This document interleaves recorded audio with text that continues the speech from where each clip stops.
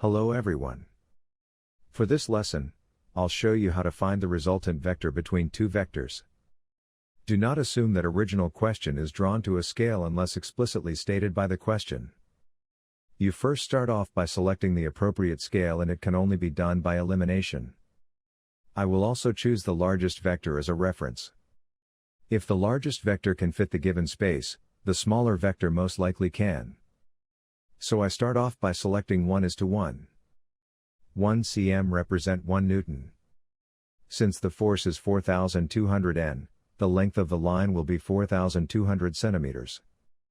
Since 4,200 centimeters is too long to be drawn on the space provided, you need to find another scale. Next, 1 cm represent 10 newtons. 420 centimeters is still too long to be drawn on the space provided. 1 cm represent 100 newtons.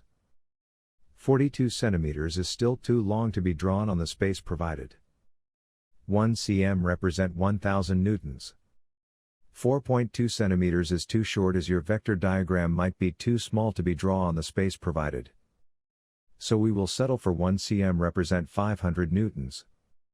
Therefore 4,200 N newtons is represented by 8.4 centimeters. We will not know whether this scale is suitable or not. We will proceed and try to draw the vector diagram first. If the diagram is too small or too big, you need to erase the vector diagram and find another suitable scale. That is why it is important to draw using a 2B pencil and a soft eraser. What I do here is that I first draw the 4,200 newtons vector. Note that I draw a very long line, which is more than 8.4 centimeters. I did not measure 8.4 centimeters yet. It is more accurate to erase extra line than to extend a short line. After I have drawn the long line, I will mark out 8.4 centimeters. This line represents 4,200 newtons.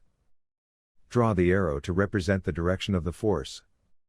Write 4,200 N beside the line and in bracket, indicate 8.4 centimeters to take note of the length of the line. Next, you will have to align the tail of 3,400 Newton to the tip of 4,200 Newton. After you align the tail of 3,400 Newton to the tip of 4,200 Newton, recall interior angles is 180 degrees.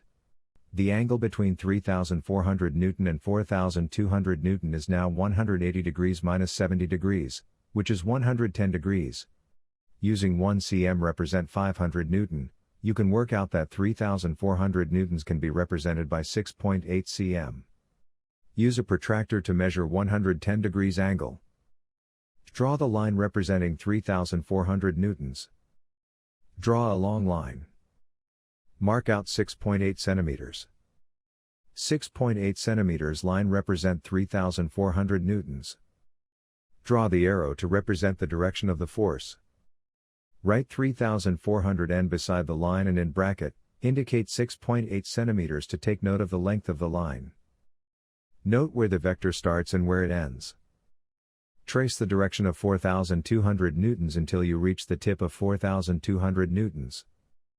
Continue the direction along 3,400 newtons until you reach the end of the vector. Do this to ensure that you have aligned the direction of the vector correctly. Join the tail of 4,200 Newton and tip of 3,400 Newton with a line. This line represents the resultant force. The direction of the resultant force points from the start to the end. Note that single arrow represents given vector while double arrow represents resultant vector. Measure the length of the resultant force. In this case, the length is 12.5 centimeters.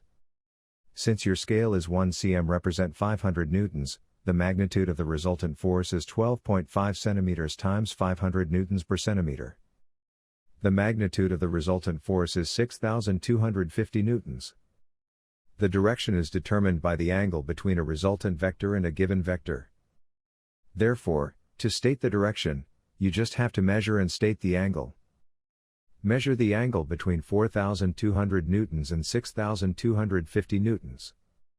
You get 31 degrees. Hence, the angle between 4,200 newtons and 6,250 newtons is 31 degrees.